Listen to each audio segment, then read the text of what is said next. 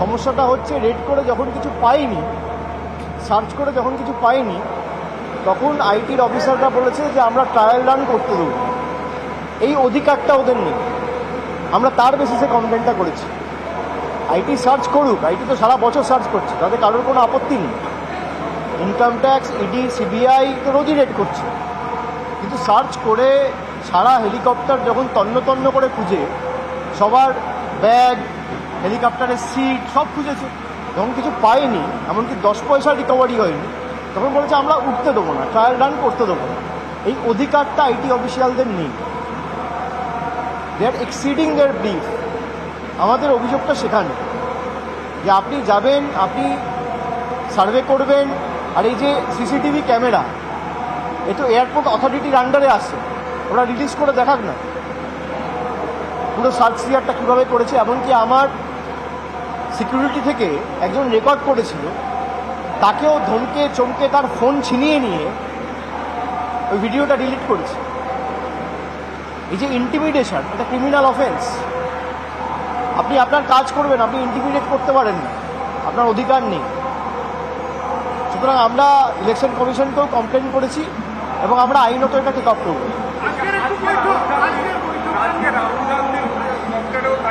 এই তো normal practice হয়ে গেছে, বিজেপির কোনো নেতার কপ্তারে হয় না। এবং দুদিন আগে আপনারা দেখেছেন জলপাইগুড়িতে মাল যাওয়ার পথে বিজেপির এক নেতার গাড়ি থেকে প্রায় 10 লাখ টাকা উদ্ধার হয়েছে। তখন ইলেকশন কমিশনের কোনো হেলদোল নেই। এনআইএর যে এসপি, আমরা এতদিন ধরে দাবি করেছি, আমরা আগামী কাল বা পরশুর মধ্যে হাইকোর্ট মুভ করছি, যেখানে যদি প্রয়োজন হয় সিসিটিভি ফুটেজ হাইকোর্টে জমা দেওয়া হবে। কিন্তু এই যে অভিযোগটা করার পর কোনো রকম কোনো অ্যাকশন নেওয়া হয়নি। আর রোজ রাজ্য পুলিশ প্রশাসন একটা করে অফিসার চেঞ্জ, যে পুরো মেদিনীপুর আপনি ডিএম চেঞ্জ করে দিয়েছেন, রাজ্য পুলিশের ডিজি চেঞ্জ করে দিয়েছেন, রোজ কোনো না কোনো অফিসার চেঞ্জ, কার কোনো প্রমাণ নেই, খালি বিজেপির অভিযোগের ভিত্তিতে। এটা দুর্ভাগ্যজনক। এই যে একতরফা ইলেকশন কমিশন ভারতীয় জনতা পার্টির তল্পিবাহক হিসেবে কাজ করছে, এটা অত্যন্ত দুর্ভাগ্যজনক। কিন্তু তাদের যত শক্তি আছে তারা প্রয়োগ করুক। যা পরিণতি 2021-এ হয়েছিল তার থেকেও খারাপ পরিণতি হবে। আমি আবার অন রেকর্ড ক্যামেরার সামনে দাঁড়িয়ে বলে গেলাম।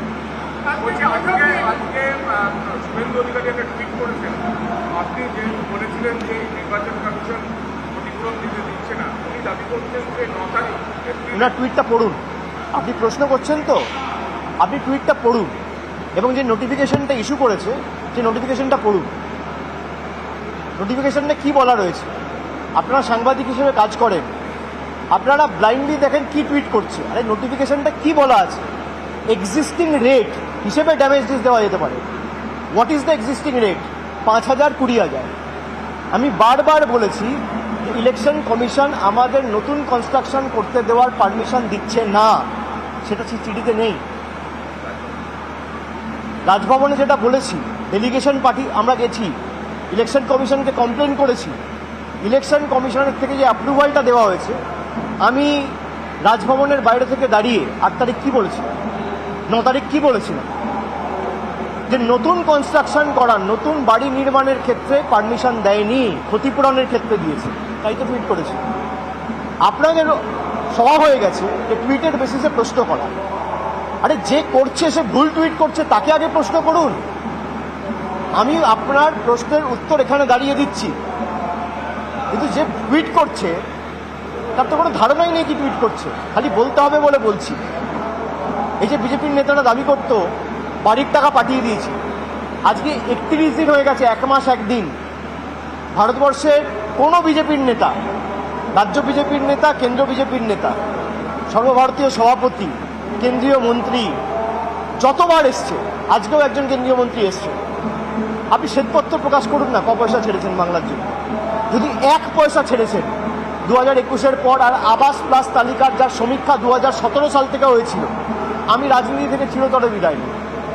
আমি তো অন রেকর্ড বলছি, আজকে 31 দিন হয়ে গেল তারা শ্বেতপত্র প্রকাশ করতে পারছেন না। আপনারা সাংবাদিক যারা রয়েছেন, কেউ ওদের জিজ্ঞেস করবেন না যে অভিষেক বন্দ্যোপাধ্যায় চ্যালেঞ্জ করছে আপনারা শ্বেতপত্র প্রকাশ করতে পারছেন না কেন। উনি কি টুইট করছেন তার ব্যাখ্যা আমার থেকে 10 বার চাইবে। এই সাংবাদিকতা চলতে পারে না। কি টুইট করেছে আগে দেখুন। ইলেকশন কমিশনের যে নোটিফিকেশনটা উনি অ্যাটাচ করেছেন তাতে লেখা রয়েছে যে compensation as per existing rate. Existing rate কি?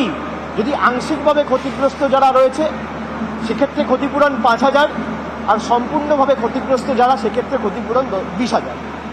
তো নতুন বাড়ির ক্ষেত্রে তো আমি 1,20,000 টাকা দিতে চাই, সেখানে 5,000 আর 20,000-এ কী হবে? আমাদের দাবি এই ছিল। তো আমরা যে দাবিটা করেছিলাম সেই দাবিটা মান্যতা রেখে তারা ইলেকশন কমিশনের হয়ে কথা বলতে গিয়ে এটা সেলফ গোল করেছে, আত্মঘাতী। ধন্যবাদ তাদের।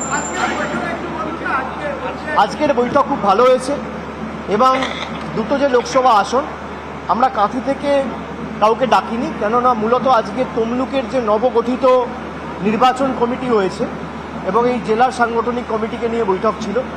কয়েকটা জায়গায় যেখানে আমাদের কিছু সমস্যা ছিল ইন্টারনাল, সেগুলো নিয়ে বিস্তারিত আলোচনা হয়েছে। আমি প্রত্যেকটা এমএলএর সাথে আলাদা করে কথা বলেছি।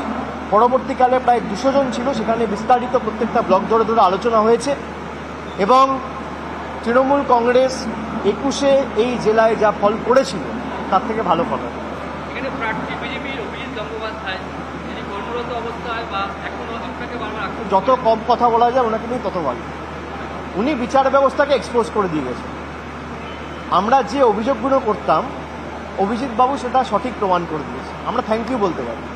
কলকাতা হাইকোর্টের পক্ষপাতদুষ্ট আচরণ নিয়ে যে অভিযোগগুলো আমরা তুলতাম উনি সেটা সঠিক প্রমাণ করে দিয়ে গেছেন। উনি এই যে সিবিআইকে নির্দেশ দিয়েছিল যে অভিষেক বন্দ্যোপাধ্যায়কে তালিকায় যুক্ত করো, উনি নিজে অ্যাকসেপ্ট করেছে যে I approach BJP and BJP approach me. মানে বিচারপতির দায়িত্বে থাকাকালীন আমি বিজেপিকে অ্যাপ্রোচ করেছিলাম এবং বিজেপি আমাকে অ্যাপ্রোচ করেছিল, সেই জন্য আমাকে ডেকে পাঠানোর নির্দেশ দিয়েছিলেন। আমি আবার বলছি, হেলিকপ্টারে সার্চ নিয়ে সিজার নিয়ে কোনো অসুবিধা নেই, সেটা নির্বাচন কমিশন করতে পারে। আমার আপত্তি হচ্ছে যখন আপনি কিছু পাননি তখন আপনি বলছেন যে আমি হেলিকপ্টারের ট্রায়াল রানের অনুমতি দেবো যতক্ষণ না আমার উপর থেকে ক্লিয়ারেন্স আসবে। সে এখতিয়ার ইনকাম ট্যাক্সের নেই, এটা আইনত আমরা টেকাবো করব। ঠিক আছে, থ্যাংক ইউ।